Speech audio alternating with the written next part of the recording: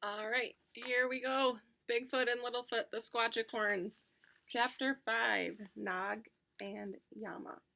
Nog looked at his plate of straw with a strange expression on his face. Hugo worried that he could tell it came from a pillow, so he said, "We usually have better straw. I don't think it's in season right now."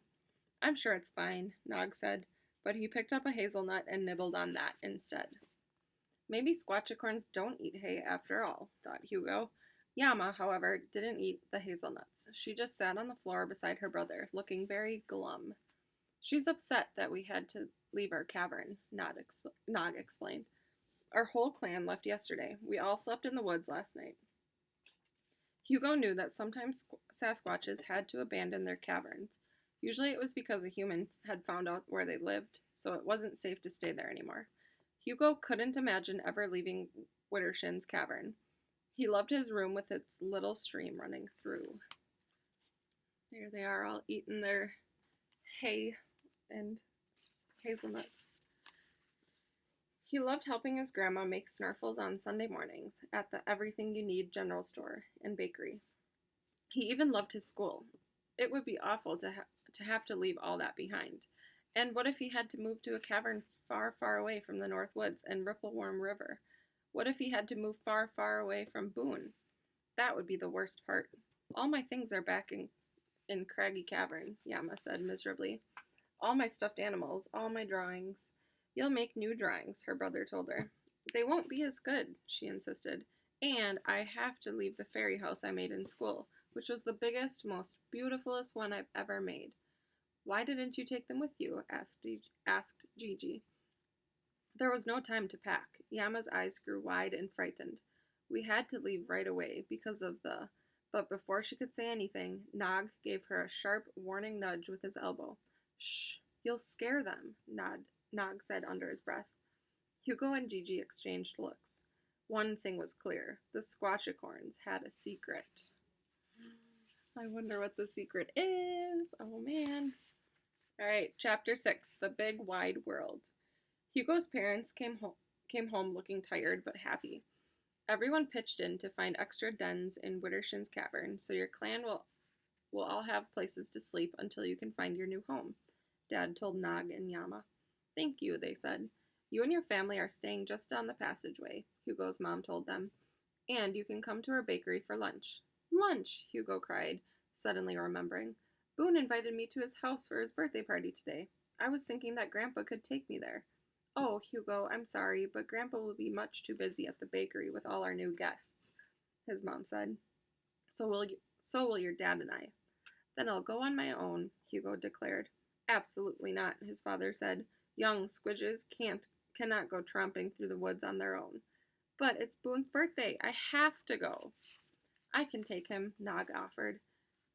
Hugo's mom and dad looked at Nog, then glanced at each other, uncertain. "I'm one merit badge away from being a falcon in the Ranger Scouts, ma'am," said Nog, "and I've hiked all over the North Woods by myself. I know every bit of it." An hour later, Hugo, Nog, and Hugo's mom stood by the mouth of Widdershin's cavern. They were all holding something. Hugo was holding Boone's present. Nog was holding a backpack, and Hugo's mom was holding her tongue. She wanted to say, "Don't go, this is too dangerous," but she didn't. She knew how much Hugo wanted to make this trip to Boone's house for his birthday. "Do you have the human repellent spray?" she asked him. There they are. There's Mom all worried.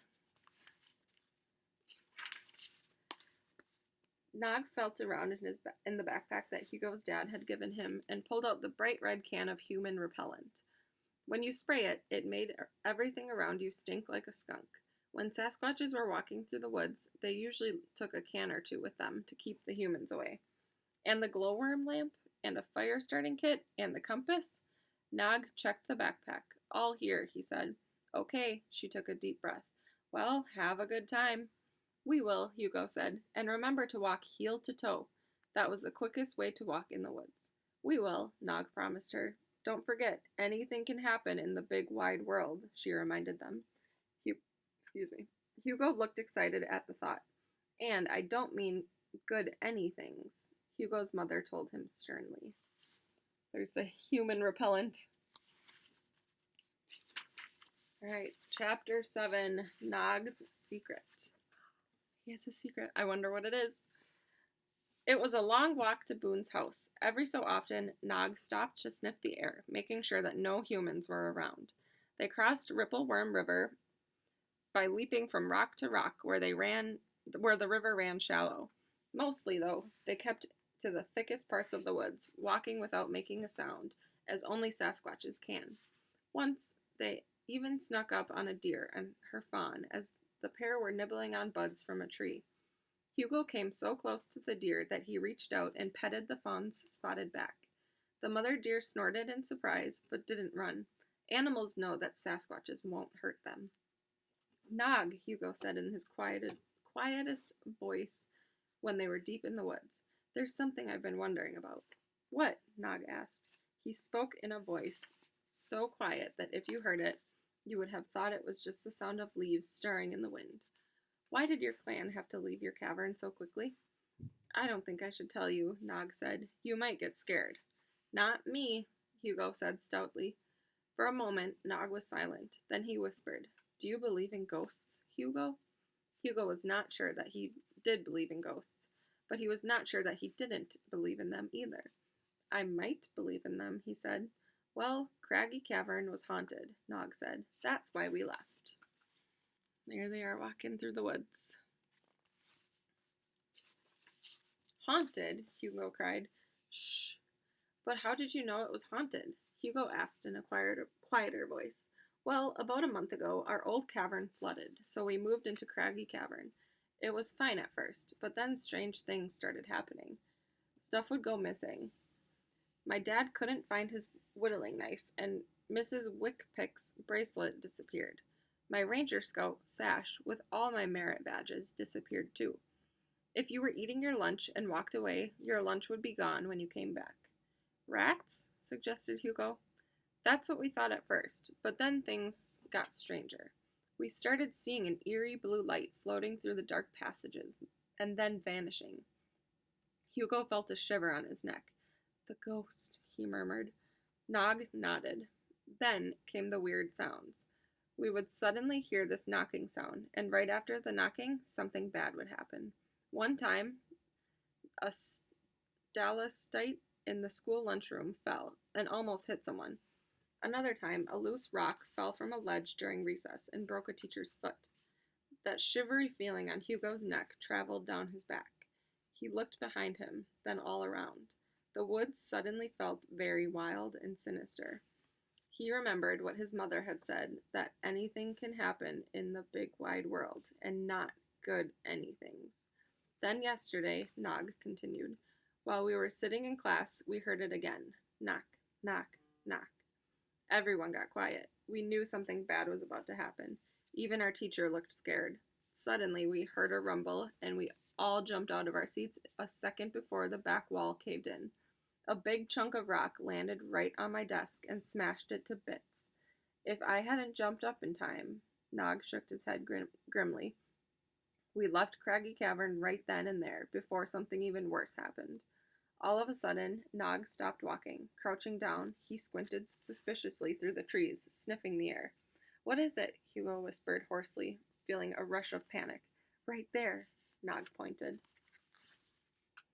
There's the rock, and then when it fell through the wall, what do you think they see? I feel like it was a human, or is a human. With his heart thumping in his chest, Hugo peered through the thick tangle of trees and brush. Nestled by the riverbank was a little blue house with a red roof. They had arrived at Boone's place. Just kidding. It was a house. There's his house. Chapter 8, The Human House. Hugo stood in front of Boone's door without knocking. To be honest, he felt a little nervous. He had never been in a human's house before. He had definitely never been to a human birthday party. He didn't know what to expect or how to act. Are you sure they're friendly humans? Nog asked, eyeing the house uneasily. Of course they are, Hugo said. Seeing Nog nervous made Hugo feel braver. He stepped up and knocked on the door. In a moment, the door swung open, and there was Boone, with his 38 freckles and an extra-wide smile. "You're here!" Boone cried, just as Grandma Ruthie stepped up behind him. Boone and his grandma noticed Nog at the same time. "Oh, hello," Boone said, staring with wide eyes at the horn on Nog's forehead. Nog was staring right back at Boone and his grandma. He had never seen a human up close before, and had certainly never spoken with one. "Well, we can't stand here all day gawking at each other, can we?" Grandma Ruthie said. "Come on inside. Lunch is ready. I hope you're both hungry." "Sasquatches are always hungry," Hugo declared, "especially after walking through the woods." But then he remembered that Nog was only part Sasquatch, and he supposed unicorns might not get quite as hungry as Sasquatches. There's his friend Boone. "I mean, I guess we wouldn't mind a bite or two of something," Hugo added. Hugo walked inside the human house and gazed around. It was very bright inside, and even brighter than it was outside.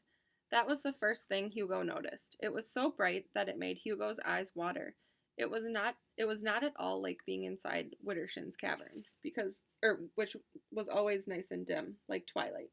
The walls in the human house were all straight and smooth, unlike the bumpy cave walls. Hugo thought it might be nice to lick them, but he knew that wouldn't be polite. "Happy birthday, Boone," Nog said. Hugo had been so amazed at the human house that he had almost forgotten why they were there. There's his house. Nice, normal-looking house. I wonder what their caves look like. "Oh, yes, happy birthday, Boone." He handed Boone his gift. "Gigi helped me make this." "Thanks." Boone untied the string and unwrapped the gift. Inside was a crown. It was made of branches woven together tightly, and it had bits of smooth-colored glass glued to it. Hugo and Gigi had used the branches and the magic gems from the castle and knights to make it. "It's a birthday crown," Hugo explained. "When a squidge has a birthday, they get a crown to make them king or queen for a day." There's the little crown that they made. "It means you get to tell everybody what to do the entire day." "Awesome." Boone put the crown on his head. It fit perfectly. He pointed a finger at his grandma and said, "I hereby command you." Grandma Ruthie raised an eyebrow at him. "Just practicing," he told her with a grin. There was a scuffing sound from down the hallway, and suddenly a large yellow Labrador appeared in the room. Here is something you probably don't know about Sasquatches. They are scared of dogs. I mean, absolutely bonkers terrified. This is probably because humans have used dogs to hunt Sasquatches for many hundreds of years, so you can't blame Sasquatches for being afraid. At the sight of the dog, Nog plastered himself against the wall, while Hugo lunged toward Boone and swept his friend up in his arms to save him from the ferocious beast. There's Nog, terrified of the dog. Boone's crown toppled off his head, and the dog, whose name was Mogi, grabbed it up in his mouth and trotted out the open door. "Don't tell me that two big fellows like you are afraid of a dog," Grandma Ruthie said to Hugo and Nog. "Mogi won't hurt you," Boone said. "He's afraid of everything, even umbrellas." "I'm sorry," Hugo said, as he gently placed Boone back on his feet. "But what about your crown?" By the time they found Mogi, he had turned Boone's birthday crown into a mangled, slobbery mess. The glass gems were gone, too. "Oh, Boone," Hugo said miserably. "This was a crummy start to a birthday party." "It's okay," Boone patted Hugo on the back. "I'll just rinse off the spit." Boone rinsed the crown, dried it off, and put it back on his head. All the branches had teeth marks on them, and they were sticking every which way. Boone looked like he had rolled around in a pile of branches. "See," Boone said, "I can still wear it." He could, except he didn't look very kingly anymore. There's his crown. All right, chapter 9 we'll read tomorrow, and let's find out what happens. Bye, guys.